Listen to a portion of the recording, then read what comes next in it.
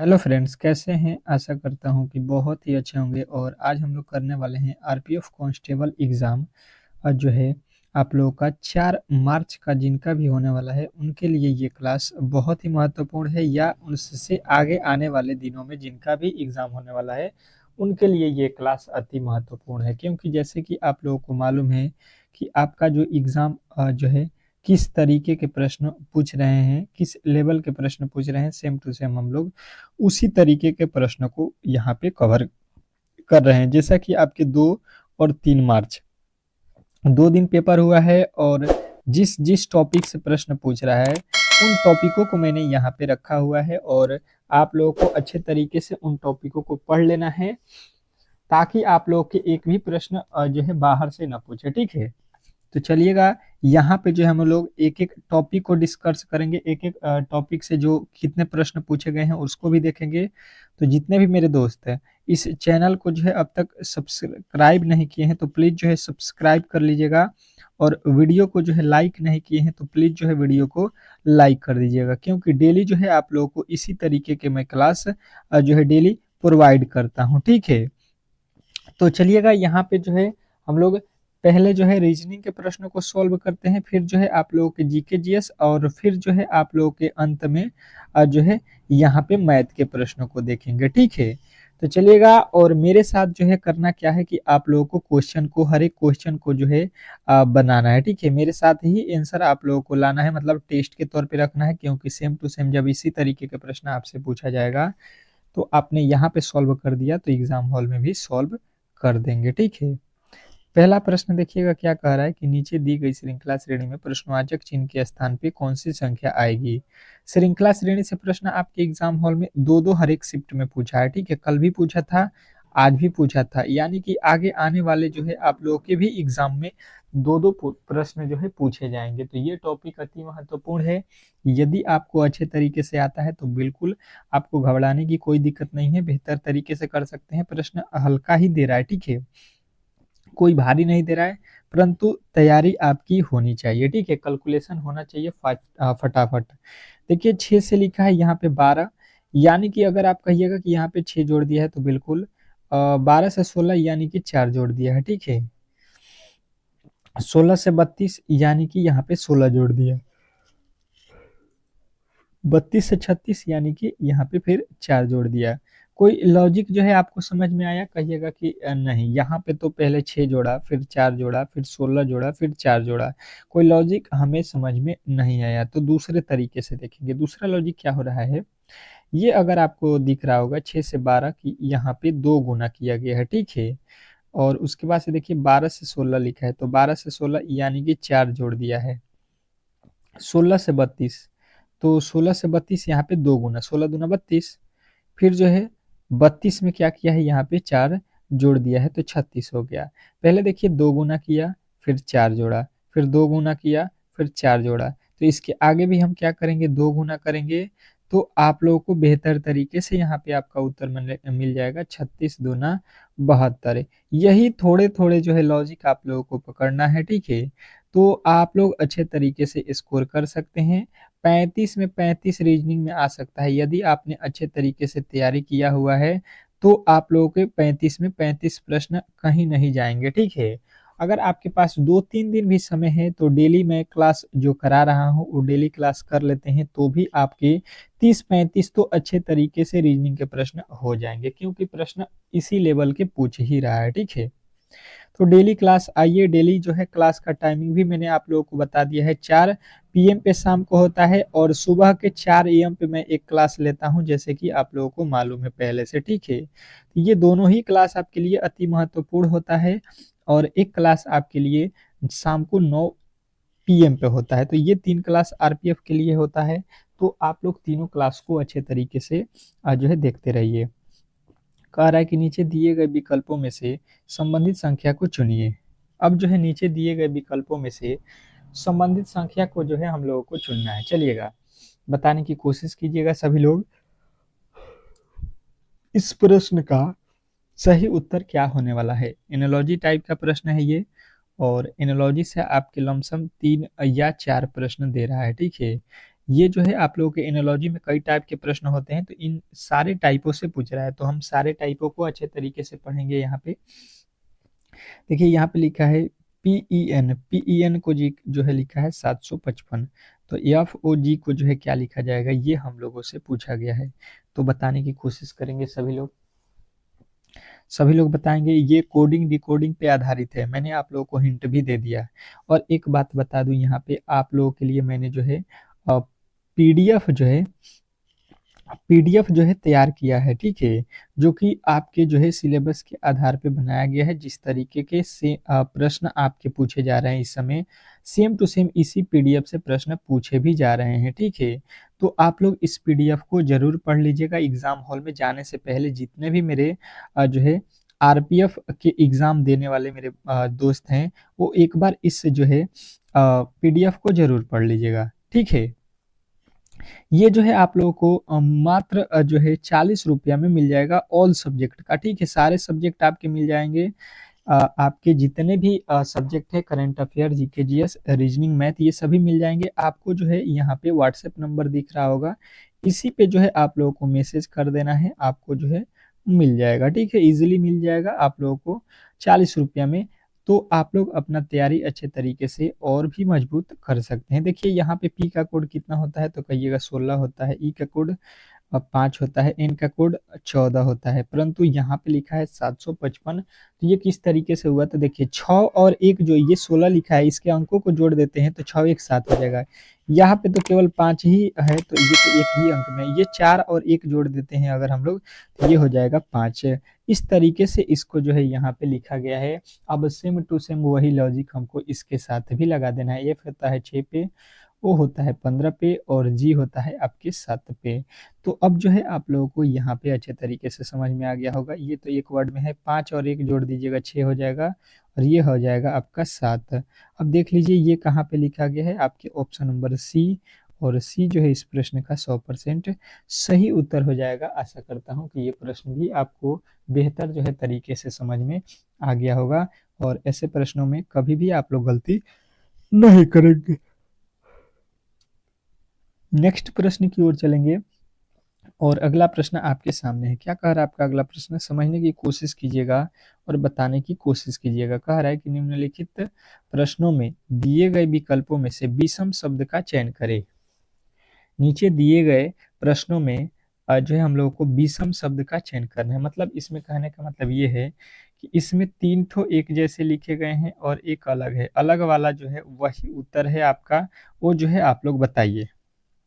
और किनका किनका पेपर जो है अभी बाकी है, एक बार कमेंट बॉक्स में जरूर बता दीजिएगा कि किन किन मेरे दोस्तों का जो है 4, 5, 6 जो है आगे आने वाले दिनों में किनका किनका पेपर है, ताकि उसके लिए हम लोग बेहतर प्लान के साथ आपके क्लास जो है रेगुलर करते रहेंगे, ठीक है। कौन कौन चाहता है ये क्लास डेली आपको प्रोवाइड होके सेम टू सेम आपके एग्जाम हॉल के पैटर्न पे, तो एक बार कमेंट बॉक्स में बताएंगे तो ही हम लोग जो है मेहनत करेंगे और वीडियो को ज़्यादा से ज़्यादा लाइक करेंगे, तो ठीक है। क्योंकि जितना आप लाइक लाइक कीजिएगा उतना ही हम लोग जो है बेहतर तरीके से आपके लिए वीडियो जो है प्रोवाइड करेंगे। कह रहा है यहाँ पे कि सुनार आभूषण, यहाँ पे कह रहा है नाई कैंची, बढ़ई आरी, लुहार निहाई। तो इसमें अलग क्या है, अलग वाले की पहचान करनी है। तो आपने इन सभी वर्डों को अच्छे तरीके से जानते हैं, सुने होंगे, तो आप बता सकते हैं। अगर नहीं जानते हैं इन वर्डों के बारे में तो फिर जो है मुश्किल आपके लिए होने वाला है, ठीक है।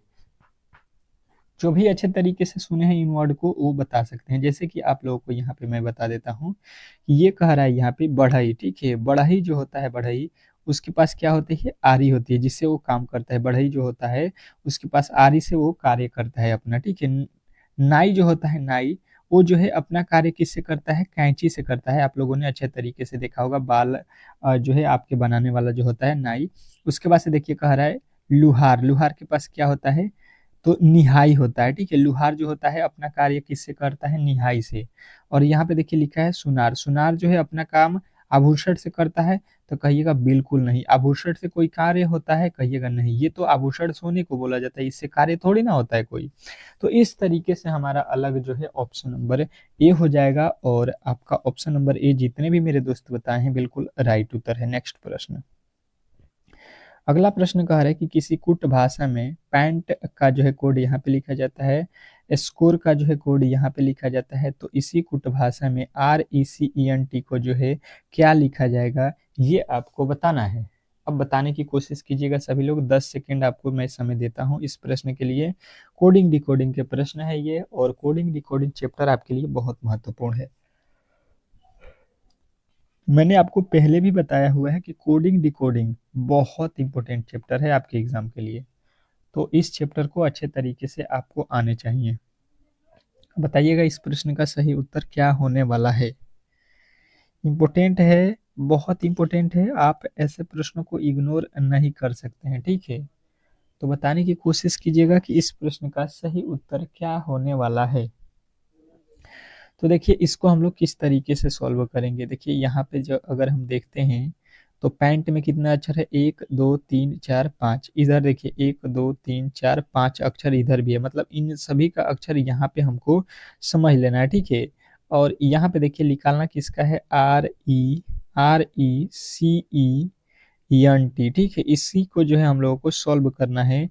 तो अब जो है यहाँ पे देखिएगा, ये जो आप लोगों के सामने जो दिख रहा है, तो यहाँ पे सबसे पहले आर का कोड चाहिए। तो देखिए यहाँ पे आर का कोड कहाँ पे है, आर देखिए इसमें लिखा गया है ई के पहले, तो यहाँ पे इसका कोड लिखा है, तो एक के पहले जो है 6 है, तो आर का कोड 6 हो जाएगा।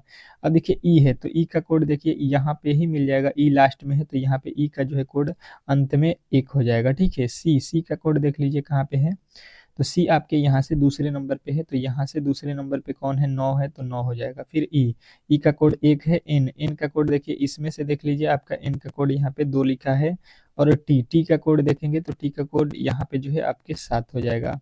अब देख लीजिए ये आपको कहाँ पे दिखाई दे रहा है, 61 51 27 आपके बिल्कुल ही ऑप्शन नंबर सी में दिया गया है। तो सी जितने भी मेरे दोस्त बताए हैं बिल्कुल ही उनका राइट उत्तर है। नेक्स्ट प्रश्न। अगला प्रश्न आपके सामने है, क्या कह रहा है आपका अगला प्रश्न, कि नीचे दिए गए प्रश्न आकृति में लुप्त संख्या ज्ञात कीजिए। नीचे जो दिया गया आप लोगों के सामने प्रश्न आकृति है, इसमें जो है आप लोगों को लुप्त संख्या यानी कि वाट के स्थान पे कौन सी संख्या होने वाली है, यही आपको बताना है। बताने की कोशिश करेंगे जो भी मेरे दोस्त इस प्रश्न को अच्छे तरीके से देख रहे हैं। तो पहले यहाँ पे देखिए ये किस तरीके से सॉल्व किया है, ठीक है। उसी के आधार पे आपको यहाँ पे जो है इसका वैल्यू निकाल देना है। चलिएगा बताने की कोशिश कीजिएगा सभी लोग। तो हमें यहाँ पे क्या दिखाई दे रहा है कि ये लिखा है 5, ये लिखा है 2, ये लिखा है 4 और ये लिखा है 3। इससे मिला के हमको 26 लाना है। तो कौन से लॉजिक लगाएंगे, तो हम सीधा सीधी देख रहे हैं कि अगर ये 4 और 5 में गुणा कर दे, ठीक है, 4 और 5 में गुणा करते हैं तो 4 5 हो जाएगा 20, और फिर जो है 2 और 3 में गुणा कर देते हैं तो 2 3 6, 20 और 6 जोड़ देते हैं तो हो जाता है 26। बात जो है क्लियर आपको समझ में आ रहा होगा। उसी प्रकार इस 4 का गुणा जो है 3 में करेंगे तो ये हो जाएगा 4 3 12, ठीक है, ये गुणा कर लीजिएगा। और यहाँ पे देखिए 5 का गुणा करेंगे 6 में, तो 5 छक्का हो जाएगा 30। इन दोनों को जोड़ लीजिए, यहाँ पे 2 हो जाएगा, ये जो है आपका 4 हो गया 42, जो कि यहाँ पे लिखा गया। बात क्लियर जो है आपको समझ में आ रहा होगा। तो सेम टू सेम वही लॉजिक यहाँ पे लगा दीजिए, 6 और 7 में गुणा कीजिए, 6 7 42, और 5 में 4 से गुणा कर लीजिए, 5 चौका 20, इसको जोड़ लीजिए 2 और 4 2 6, ये हो गया आपका 62। और 62 जो है इस प्रश्न का 100% सही उत्तर है, इसमें किसी तरीके के डाउट नहीं होना चाहिए, ठीक है। अगले प्रश्न की ओर चलेंगे, और अगला प्रश्न आपके सामने है। इस प्रश्न का जवाब सभी लोगों को देना है। कह रहा है कि 1 जनवरी 2017 को रविवार था, तो 31 दिसंबर 2017 को को सप्ताह का कौन सा दिन होगा, ये हम लोगों से पूछा गया है। तो मैंने आप लोगों को कैलेंडर के प्रश्न अच्छे तरीके से बताए हैं कि लीप वर्ष और साधारण वर्ष, ठीक है, जिसमें जो है 4 से आपके पूरे भाग लग जाएंगे जिस साल में, जिस वर्ष में, तो वो जो है लीप वर्ष होता है।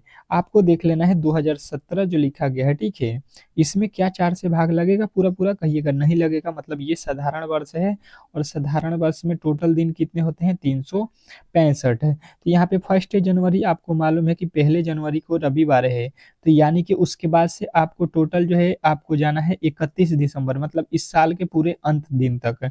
तो इसमें कितने दिन हो जाएंगे पूरे, तो आप कहिएगा यहाँ पे जो है 364 दिन जो है आपके बनेंगे, क्योंकि एक दिन तो जनवरी हमारा निकल गया है, ठीक है, जनवरी के दिन तो रविवार है।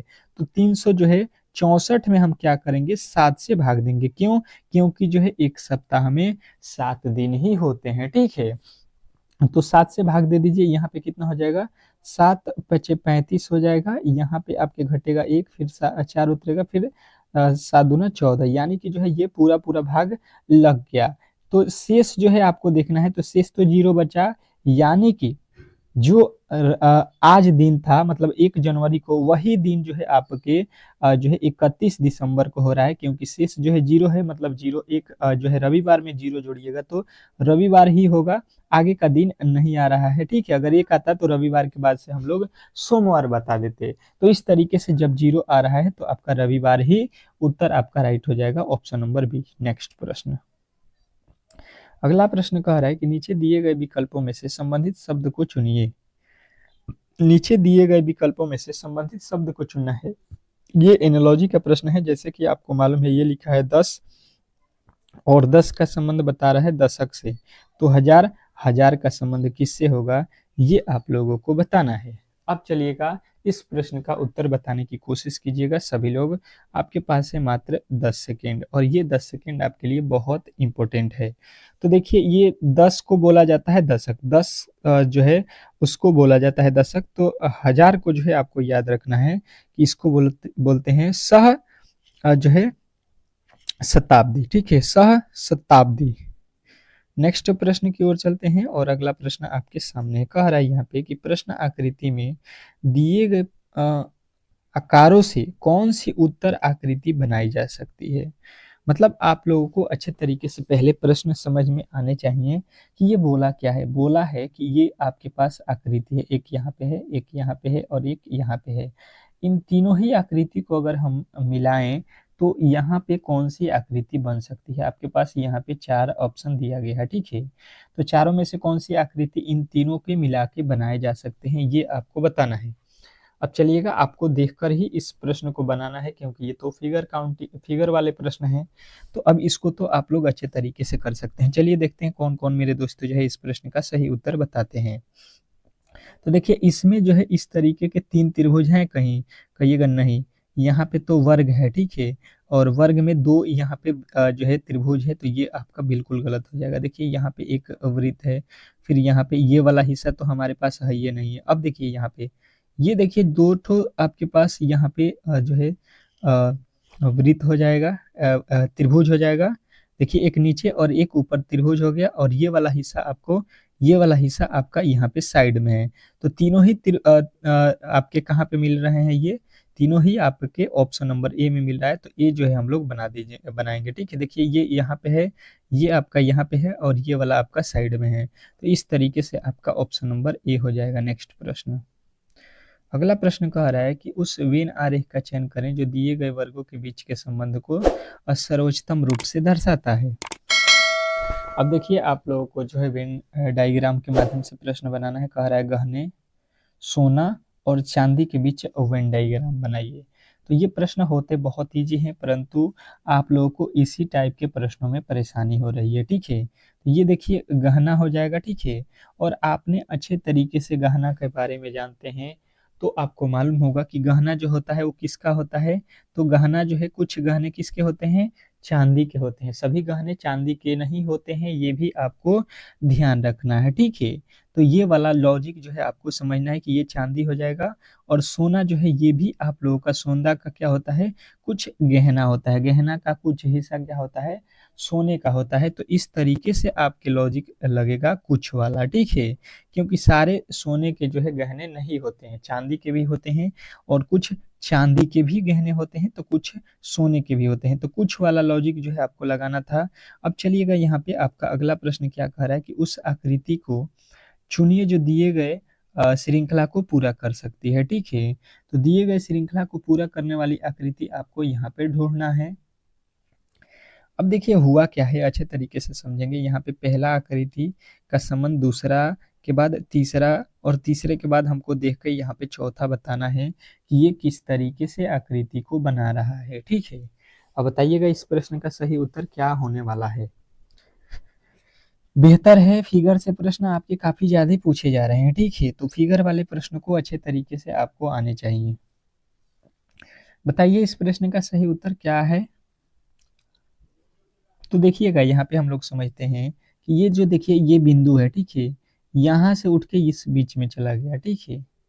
और ये वृत्त है, ये कगरी है, तो ये बीच में आ गया। अच्छा जी, तो अगर हम इसका कंपेयर इससे कर देते हैं, ठीक है, इन दोनों का कंपेयर करेंगे, तो वही लॉजिक यहाँ पे लगाते हैं, ठीक है। ये जो तीर का निशान है, ये तीर का निशान अब कहाँ पे आना चाहिए, जिस तरीके से ये बिंदु बीच में आया है, तो तीर का निशान भी आपके बीच में आने चाहिए, ठीक है। इस तरीके से तीर के निशान बीच में आएगा। और अब ये जो वृत्त है ये कहाँ पे आएगा, ये आपके बीच में आएगा, ठीक है। तो इस तरीके से आपको देखना है, यहाँ पे तीर नहीं है, बिल्कुल गलत। यहाँ पे देखिए तीर कहाँ पे दिया है, बिल्कुल गलत। यहाँ पे वृत्त नहीं है, ये गलत हो जाएगा। तो अब जो है आप लोगों को केवल ऑप्शन नंबर बी जो है इस प्रश्न का राइट उत्तर ही बताना था। नेक्स्ट प्रश्न की ओर चलेंगे और अगला प्रश्न आपके सामने है। कह रहा है यहाँ पे कि एक निश्चित कुट भाषा में जो है यहाँ पे प्लस को जो है गुणा से व्यक्त किया जाए, और भाग को जो है प्लस से व्यक्त किया जाए, माइनस को जो है भाग से व्यक्त किया जाता है, और गुणा से जो है माइनस को लिखा जाता है। तो इस प्रकार से जो है इस प्रश्न का सही उत्तर क्या होने वाला है, ये आपको बताना है। अब ये प्रश्न सबसे इजी आपको होता है, परंतु आपके वर्ड मास के नियम आने चाहिए। जैसे लिखा है 12, और भागे का अर्थ क्या है आप लोग देख लीजिए। भागा को जो है यहाँ पे बोल रहा है कि प्लस लिखिएगा, ठीक है, तो प्लस लिखेंगे 6। और माइनस का अर्थ क्या है, तो माइनस का अर्थ कर रहा है माइनस से भागा आपको समझना है, तो भागा आपको देना है यहाँ पे कितना, 2। फिर प्लस, प्लस का अर्थ यहाँ पे बताया है कि गुणा है, तो गुणा लिखिएगा 10। फिर गुणे, गुणे का अर्थ यहाँ पे बोला है कि घटाना है, ठीक है, तो यहाँ पे 5 घटाओं में लिख लीजिए। अब इसी को सॉल्व कर दीजिए। तो देखिए 2 से यहाँ पे भाग दीजिए, कितना हो जाएगा, 3 हो जाएगा, ठीक है। और 3 गुणे लिखना पड़ेगा आपको 10 माइनस का 5 है, तो ये हो जाएगा 12 प्लस 3 में 10 से गुणा करेंगे, 3 दहा का 30 माइनस का हो जाएगा 5। तो 30 और जो है ये 12 कितना हो जाएगा, 42। 42 में से 5 घटाएंगे कितना हो जाएगा, ये हम लोगों का मिल रहा है 37। और 37 जो है इस प्रश्न का 100% सही उत्तर हो जाएगा, इसमें किसी तरीके के डाउट नहीं होना चाहिए, ठीक है। अगले प्रश्न की ओर चलेंगे और अगला प्रश्न आपके सामने है। कह रहा है आपका अगला प्रश्न, समझने की कोशिश करते हैं अच्छे तरीके से कि कथनों को पढ़ें और दिए गए विकल्पों में से निष्कर्ष को चुनिए। क्या करना है आप लोगों को कि यहाँ पे जो है आपके सामने कुछ कथन दिए गए हैं, कुछ निष्कर्ष दिए गए हैं, तो कौन सा निष्कर्ष सही हो रहा है ये आपको बताना है। तो चलिएगा यहाँ पे पहले देख लेते हैं। कह रहा है कथन, कुछ टमाटर गर्म है, ठीक है। तो यहाँ पे देखिए ये टमाटर हो गया, और इसका कुछ भाग क्या बता रहा है कि गर्म है, ठीक है, तो यहाँ पे गर्म लिख लीजिएगा। ये देखिए टमाटर का कुछ हिस्सा गर्म है। अब कह रहा है कि सभी टमाटर गर्म है, जितने भी टमाटर हैं वो सभी गर्म है।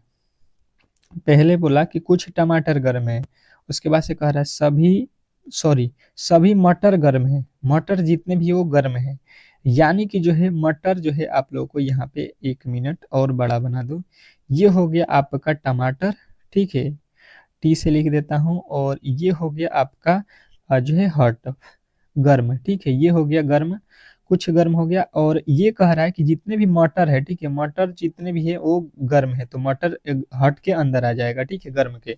अब यहाँ पे आ जाइए निष्कर्ष में, कह रहा है कुछ गर्म मटर है, मटर का कुछ हिस्सा गर्म है, तो कहिएगा बिल्कुल जो है यहाँ पे गलत है। जितने भी मटर हैं वो सारे गर्म हैं, कुछ नहीं, सारे ही गर्म हैं। अगला देखिए कह रहा है कि कुछ गर्म टमाटर हैं। देखिए टमाटर का क्या, टमाटर जो है इसका कुछ हिस्सा गर्म है, बिल्कुल सही है। टमाटर का कुछ हिस्सा जो है बिल्कुल गर्म है, तो आपके ऑप्शन नंबर दूसरा जो है आपका यहाँ पे सही हो रहा है, दूसरा अनुसरण कर रहा है, तो ऑप्शन नंबर आपके जो है बी के साथ जाना है। ठीक है, अब चलते हैं यहाँ पे जीके जीएस के प्रश्नों की ओर और फटाफट से जीके के प्रश्नों को हम लोग सॉल्व करते हैं। आज का पहला प्रश्न आपके सामने कह रहा है कि पित्त का जो है उत्सर्जन किसके द्वारा होता है। पित्त का उत्सर्जन किसके द्वारा होता है, तो आपको बताना है यकृत। ठीक है, नेक्स्ट प्रश्न की ओर चलेंगे और अगला प्रश्न कह रहा है कि जैन धर्म के संस्थापक किसे माना जाता है। तो जैन धर्म के संस्थापक कौन है, ऋषभदेव। ठीक है, ऋषभदेव जो है आपके याद रखने हैं। अगला प्रश्न कह रहा है कि संपूर्ण क्रांति का नारा किसने दिया था। संपूर्ण क्रांति का नारा किसने दिया था, ये आपको बताना है। तो आपके उत्तर आएगा कि जयप्रकाश नारायण। जयप्रकाश नारायण जेपी भी इनको बोला जाता है, तो आपके उत्तर ऑप्शन नंबर बी जो है इस प्रश्न का राइट उत्तर है। अगला प्रश्न कह रहा है कि जोगरसोपा झरना किस राज्य में स्थित है। तो ये आप लोगों को बताना है यहाँ पे किस राज्य में है, तो आपके उत्तर बनेगा यहाँ पे कर्नाटक। ठीक है, नेक्स्ट प्रश्न, अगला प्रश्न देखिए कह रहा है कि एफिल टावर कहाँ पर स्थित है। एफिल टावर कहाँ पे है, तो आपको बताना है ये एफिल टावर जो है आपके फ्रांस में है। नेक्स्ट प्रश्न कह रहा है कि मलेशिया का राष्ट्रीय खेल क्या है। मलेशिया का राष्ट्रीय खेल क्या है, ये आप लोगों को बताना है। तो मलेशिया देश का राष्ट्रीय खेल जब बोला जाए तो बैडमिंटन जो है आपके याद रखने हैं। नेक्स्ट प्रश्न देखिएगा आप लोगों के सामने आ चुका है, वेदों की रचना किस भाषा में की गई थी। वेदों की जो रचना है वो किस जो है भाषा में की गई थी, तो आपके उत्तर आएंगे संस्कृत भाषा में किया गया था, ऑप्शन नंबर डी। नेक्स्ट प्रश्न कह रहा है कि जलियांवाला बाग नरसंहार के जो है विरोध में किसने केसर ए हिंद की उपाधि लौटा दी। बताने की कोशिश कीजिएगा सभी लोग कि इस प्रश्न का सही उत्तर क्या होने वाला है। ये जो थे आप लोगों के महात्मा गांधी थे जिन्होंने केसर ए हिंद की उपाधि लौटा दी थी। नेक्स्ट प्रश्न कह रहा है कि साइमन कमीशन किसके शासन काल में भारत आया था। साइमन कमीशन किसके शासन काल में भारत आया था, तो लॉर्ड इरविन के जो है शासन काल में आया था। नेक्स्ट प्रश्न देखिएगा आप लोगों के सामने आ चुका है, कह रहा है कि किसके चारों ओर भूकंप की सबसे सक्रिय पेटी है। किसके चारों ओर भूकंप की सबसे सक्रिय पेटी है, तो आपके उत्तर बनेंगे यहाँ पे प्रशांत महासागर। नेक्स्ट प्रश्न देखिएगा आप लोगों के सामने आ चुका है कि चीन का मैनचेस्टर किसे कहा जाता है। चीन का जो है मैनचेस्टर किसे कहा जाता है, बताने की कोशिश करेंगे सभी लोग। तो सभी के उत्तर यहाँ पे आएगा कि ये जो है संघाई को बोला जाता है। नेक्स्ट प्रश्न देखिएगा आप लोगों के सामने आ चुका है, कह रहा है कि जो है मानचित्र में नदी को किस रंग से दिखाया जाता है। मानचित्र जो होता है उसमें नदी को किस रंग से दिखाया जाता है, ये आपको बताना है। बताने की कोशिश करेंगे तो आपका उत्तर आएगा नीले कलर से। नेक्स्ट प्रश्न देखिएगा, कह रहा है कि जो है डोलेराइट किस प्रकार का जो है चट्टान है। डोलेराइट किस प्रकार का जो है चट्टान है, आपको यहाँ पे बताना है। तो आपके उत्तर बनेगा ये जो है आग्नेय चट्टान है। ठीक है, आग्नेय जो है आपके राइट उत्तर हो जाएगा। अगला प्रश्न कह रहा है कि धारवाड़ का जो है पठार किस राज्य में है। धारवाड़ का पठार जो है किस राज्य में है, तो आपके यहाँ पे उत्तर क्या बनेंगे, तो आपके उत्तर बनेंगे सी कर्नाटक। ठीक है, कर्नाटक जो है इस प्रश्न का राइट उत्तर होगा। अगला प्रश्न कह रहा है कि राष्ट्रीय मानव संग्रहालय कहाँ स्थित है। राष्ट्रीय मानव संग्रहालय कहाँ पे स्थित है, तो आपके उत्तर बनेगा यहाँ पे ये जो है आपके भोपाल में है। नेक्स्ट प्रश्न, अगला प्रश्न कह रहा है कि राष्ट्रीय खेल दिवस कब मनाया जाता है। राष्ट्रीय खेल दिवस कब मनाया जाता है, बताने की कोशिश करेंगे सभी लोग। तो सभी के उत्तर आएंगे ये जो है आपके 29 अगस्त को मनाया जाता है। नेक्स्ट प्रश्न कह रहा है यहाँ पे कि दो देशांतर के बीच कितने मिनट का जो है अंतर होता है। दो देशांतर के बीच कितने मिनट का अंतर होता है, तो आपको बताना है 4 मिनट का होता है। अगला प्रश्न कह रहा है कि राष्ट्रीय मानचित्र संस्थान कहाँ पर है? राष्ट्रीय मानचित्र संस्थान कहाँ पर है? तो आपके उत्तर बनेंगे यहाँ पे कोलकाता। ठीक है, नेक्स्ट प्रश्न। अगला प्रश्न देखिएगा, कह रहा है कि ब्राजील के उष्ण आर्द्र वनों को क्या कहा जाता है? बताने की कोशिश कीजिएगा सभी लोग। तो इस प्रश्न का सही उत्तर होगा, ये जो है सिलवास कहा जाता है। ठीक है, नेक्स्ट प्रश्न देखिएगा, आप लोगों के सामने आ चुका है। कह रहे हैं यहाँ पे कि जो है ग्रीनलैंड द्वीप किस महासागर में स्थित है? तो ग्रीनलैंड जो है महाद्वीप आप लोगों को बताना है अटलांटिक महासागर में स्थित है। नेक्स्ट प्रश्न कह रहा है कि जो है सिमलीपाल अभ्यारण्य किस राज्य में है? सिमलीपाल अभ्यारण्य किस राज्य में है? तो आपके उत्तर बनेंगे यहाँ पे उड़ीसा राज्य में है। ठीक है, नेक्स्ट प्रश्न कह रहा है आप लोगों के सामने यहाँ पे कि हैंडरूम जल प्राप्त किस नदी पर स्थित है? हैंडरूप जल प्राप्त किस नदी पे है? तो आपके उत्तर बनेगा यहाँ पे कि ये जो है स्वर्ण रेखा पे है। ठीक है, नेक्स्ट प्रश्न कह रहा है यहाँ पे गेटवे ऑफ इंडिया का जो है निर्माण कब किया गया था? गेटवे ऑफ इंडिया का निर्माण कब किया गया था? तो आपके उत्तर बनेगा 1911 ईस्वी में। ठीक है, नेक्स्ट प्रश्न। अगला प्रश्न देखिएगा, कह रहा है कि अभय घाट का जो है संबंध किससे है? अभय घाट का संबंध किससे है, बताने की कोशिश कीजिएगा। तो सभी के उत्तर आएंगे कि जो है मोरारजी देसाई से है। ठीक है, नेक्स्ट प्रश्न। अगला प्रश्न देखिएगा, आप लोगों के सामने आ चुका है। ग्रेमी पुरस्कार का संबंध किस क्षेत्र से है? ग्रेमी पुरस्कार का संबंध किस क्षेत्र से है, आपको ये बताना है। तो आपके उत्तर बनेंगे यहाँ पे कि संगीत से। ठीक है, ये किससे है? संगीत से है। तो ऑप्शन नंबर बी जो है इस प्रश्न का राइट उत्तर हो जाएगा। तो यहाँ पे जो है आप लोगों के जीके के जितने भी इंपॉर्टेंट प्रश्न थे उसको भी हम लोगों ने कवर कर लिया है। ठीक है, तो बताने की कोशिश कीजिएगा कि ये क्लास आप लोगों को कैसा लगा और आपका एग्जाम कब है। ठीक है, और जो भी मेरे दोस्त चैनल पे नए आए थे तो सब्सक्राइब करके बेल आइकन दबा दीजिएगा, क्योंकि सुबह के 4 AM पे जो है आपके रामबाण प्रश्न मिलेंगे। तो सुबह के 4 AM पे आप लोग तैयार रहिएगा। मिलते हैं नेक्स्ट वीडियो में, तब तक के लिए जो है धन्यवाद।